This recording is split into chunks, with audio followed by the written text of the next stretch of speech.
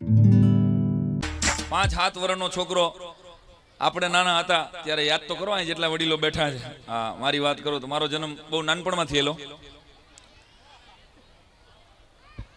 અને લખુભાઈ, આપણે નાના હતા તો ટેલિફોન ઓલા ખાલી લેન્ડલાઈન ફોન આવ્યા હતા.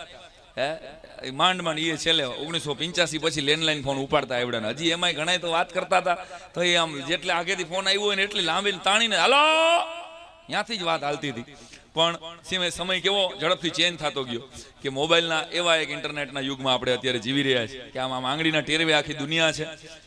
ટચ સ્ક્રીન અત્યારે બધાય પાસે છે, પણ સંબંધોનો, પરિવારનો, સંસ્કારોનો અને ધર્મ સાથેનો ટચ ઓછો થતો જાય છે. એવા સમયમાં આપણને વોડાફોનના ટાવર ઉપર ભરોસો છે, પરમ કૃપાળુ પરમાત્માના પાવર ઉપર ભરોસો નથી. ત્યારે તમારા બાળકની અંદર એક સાચા સંસ્કારોનું શિક્ષણ થાય, સિંચન થાય એવો પ્રયત્ન કોઈ પણ સ્કૂલ, એક સરસ મજાની સ્કૂલ કામ કરતી હોય ને સરસ રીતે, ત્યારે સમજી લેવું કે એક જેલનો રસ્તો ઓછો કરે છે, જેલનો ટ્રાફિક ઓછો કરે છે. એવું સરસ, જો કે અહીં તો જેલે હાવ નજીક જ છે, નહીંતર 2 કિલોમીટર નજીક જ જેલ છે, પણ મંદિરે જવામાં ખાલી 10 જ મિનિટ લાગે. એ વિચાર આવવામાં જિંદગીના 60 વર્ષ વ્યા જાય. ત્યારે બાળક એના કોન્ફિડન્સથી આજ 20-25 વર્ષ પછી આ ભારતનું ભવિષ્ય થાય, ગોંડલનું ભવિષ્ય થાય, એવા ભૂલકાઓ જ્યારે સમર્પણમાં ઉછેરી રહ્યા છે. એક